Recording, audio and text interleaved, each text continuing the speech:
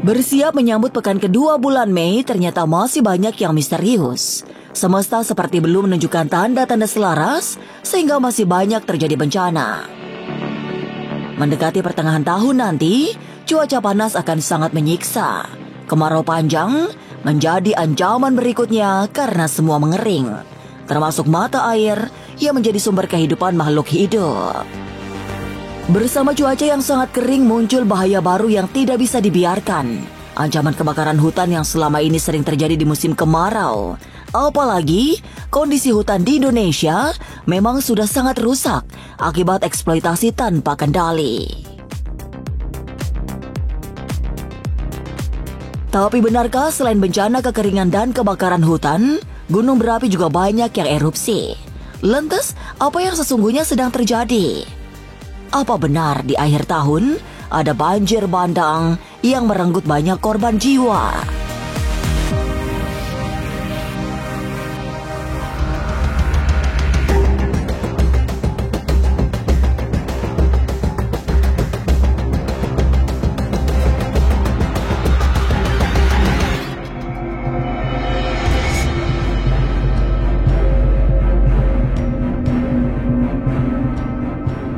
Sudah dekat pertengahan bulan Mei, tapi situasi masih sangat basah.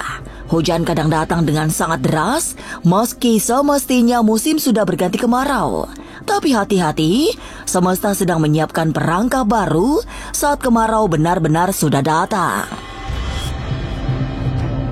Cuaca yang sangat terik menjadi ancaman serius di musim kering, sebab ada ancaman kobaran api yang sangat menakutkan. Sejumlah hutan akan mengalami kebakaran tanpa pernah bisa ditebak sebelumnya. Dalam pandangan mata batin paranormal Nyai Dewi Rantian, suasana semakin tidak menentu karena berbagai ulah manusia banyak merugikan. Tapi benarkah di musim kering erupsi gunung api akan menjadi-jadi? Lalu apa yang harus dilakukan agar semua bencana tidak membahayakan? Masa depan memang misterius dan penuh dengan tanda tanya. Tak usah menerka-nerka karena was-was akan menerawang kehidupan selebriti serta mengungkap asmara, karir, dan peruntungan.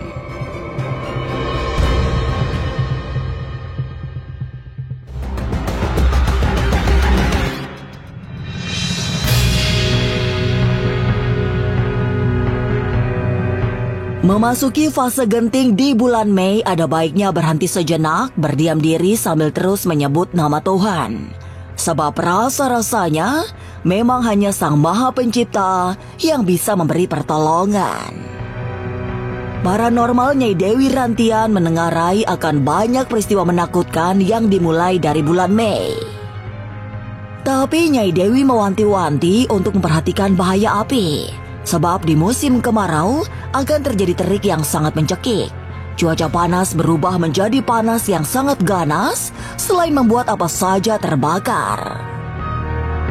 Kalau saya lihat kan ini cuaca tuh sangat panas ya. Makanya saya kan pernah dari setiap kali diwawancara, saya selalu bilang harus berhati-hati. Kenapa? Di pertengahan tahun ini akan terjadi panas yang sangat luar biasa. Bulan Juni, Juli, Agustus, September. Itu tuh takutnya nanti kemarau panjang. Kenapa? Yang perlu diperhatikan adalah kebakaran hutan. Itu panasnya ini kan sangat sangat panas sekali kan kayak itu. Jadi perlu diperhatikan karena kita ini dari unsur kayu. Tahun 2025 ini kan ada unsur kayu. Kayu nanti mau ketemu di unsur api. Sedangkan di tahun 2026 nanti akan ada unsur api.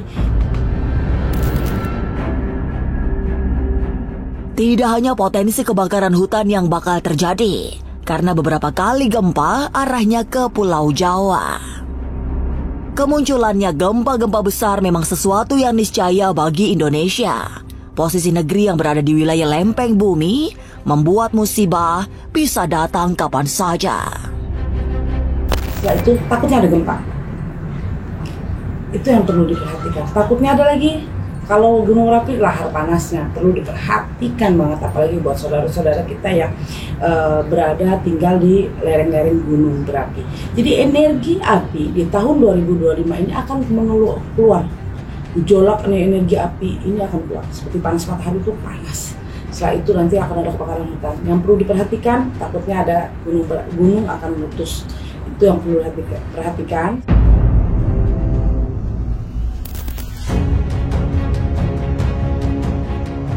Cuaca yang sangat terik sejatinya sebuah pertanda bergantinya musim dari penghijau menuju kemarau panjang. Fase pancaroba itu bisa sangat berbahaya jika salah memperlakukannya. Apalagi setelah melewati fase-fase menegangkan pertengahan tahun, musim akan berubah lagi menjelang pergantian tahun. Dari musim kemarau menuju musim hujan yang bencana langganannya selalu datang mengepung setiap aktivitas warga. Cuaca terik yang cenderung ekstrim pada akhirnya akan bertukar tempat dengan musim penghujan. Panasnya terik sekali ya, sangat terik. Nah setelah itu yang perlu diperhatikan juga. Nanti pas mau di akhir tahun tuh akan ada banjir dan hujan lebat yang sangat luar biasa. Takutnya nanti itu akan ada banjir bandang yang sangat luar biasa. Ada lumayan besar. Kalau dibilang akan lebih parah, di daerah akan lebih parah. Ada di daerah nanti akan lebih parah.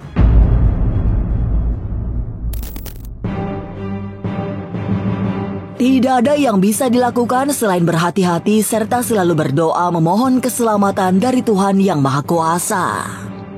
Nyai Dewi Rantian kemudian menitipkan pesan untuk masyarakat di Pulau Sumatera, Jawa, dan Papua untuk selalu waspada. Sebab bencana besar sedang menebar ancaman. Sumatera, Lampung, untuk Kalimantan juga perlu waspada banget. Ya itu, setelah itu untuk di daerah Papua juga.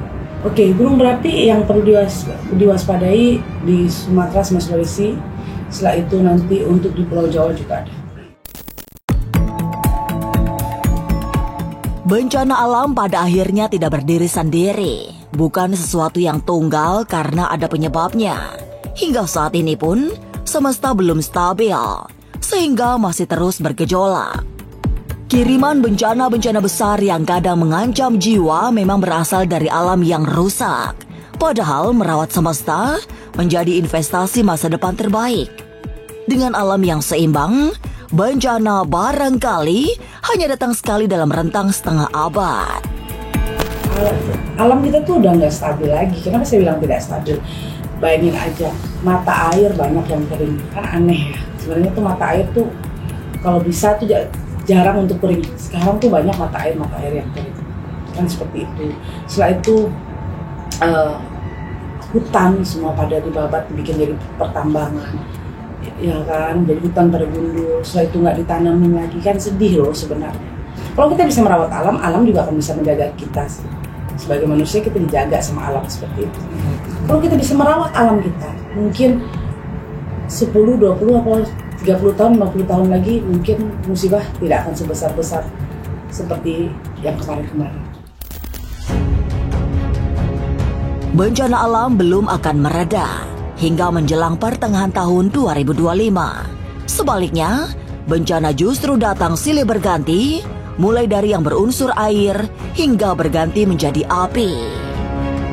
Tapi benarkah di pertengahan tahun nanti akan banyak terjadi kecelakaan maut? Lalu bagaimana dengan kondisi perekonomian? Jangan lupa saksikan Was-Was setiap Senin, Rabu, dan Sabtu. Jangan lupa komen, like, and subscribe. Saya Uya Kuya, penonton Was-Was.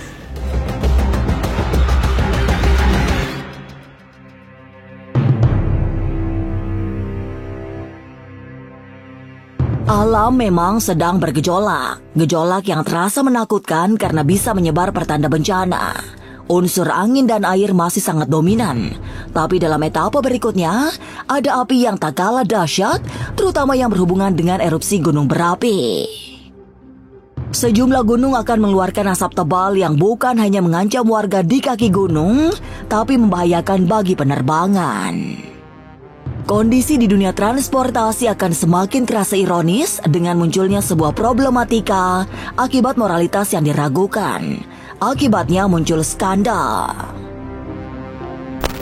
Ini yang kartu saya bilang bahwa akan ada skandal di dunia transportasi Indonesia dalam 2025 ini.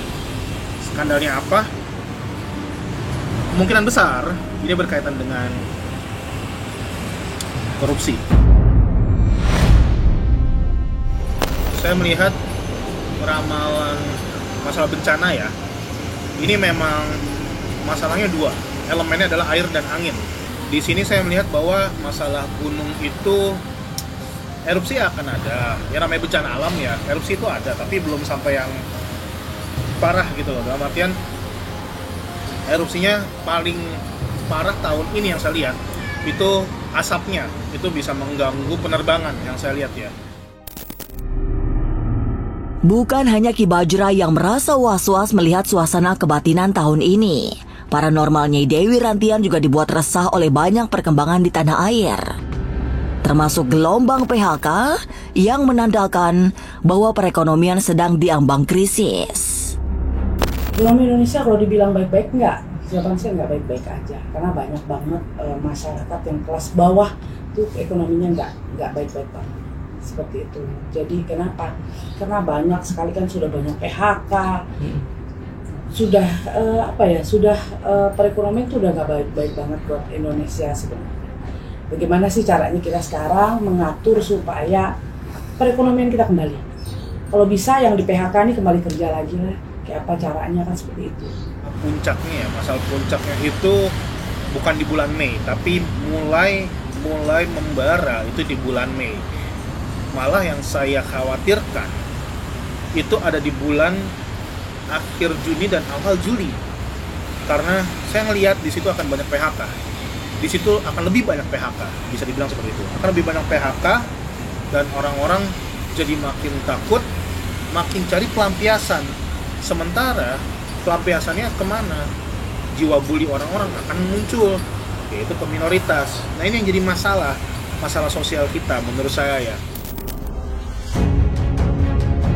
Tapi apa yang kemudian bisa dilakukan agar selamat menghadapi rupa-rupa bencana di tahun 2025?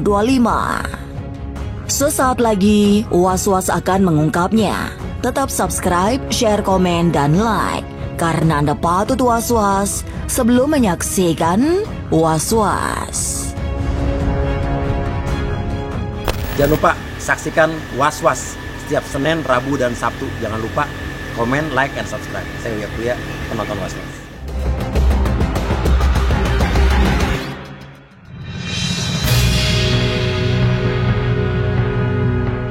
Bencana alam yang bisa datang dengan wajah sangat menakutkan masih akan terus terjadi.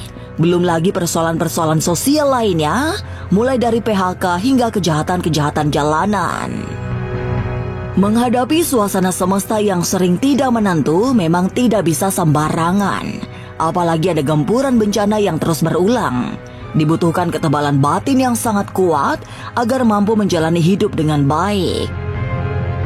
Ki Bajra mengingatkan bahwa tahun ini menjadi latihan menghadapi karma sehingga harus mempersiapkan diri agar tidak tergulung oleh karma buruk. Satu hal yang bisa membuat orang lebih baik di 2025, sebenarnya nggak cuma 2025 doang ya, tapi ini adalah permasalahan cukup genting di mana 2025 ini bisa dibilang tahun yang merupakan banyak latihan-latihan soal karma manusia. Dan untuk menjadi lebih baik adalah paham tentang arti spiritual itu tersendiri. Spiritual itu bukan masalah mistis, bukan masalah klinik, bukan masalah religius juga bahkan.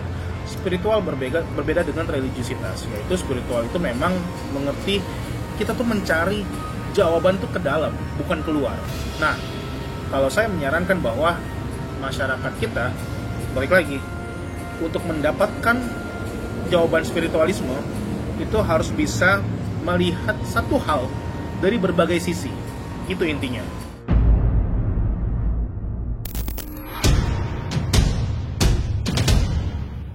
Bencana masih menunjukkan kebuasannya. Mulai bulan Mei ini yang akan datang didominasi oleh bencana-bencana besar. Mulai dari gempa, gunung meletus hingga tsunami. Belum lagi bencana sosial akibat hidup yang kian sulit. Tapi mari tetap jaga optimisme, selalu berpikir positif karena Tuhan akan tetap melindungi. Pemirsa, saksikan terus Was-Was yang akan meneropong kehidupan sejumlah selebriti, tentunya hanya di YouTube channel. Dan pastikan untuk subscribe, share, komen, dan like. Karena Anda patut was-was sebelum menyaksikan Was-Was.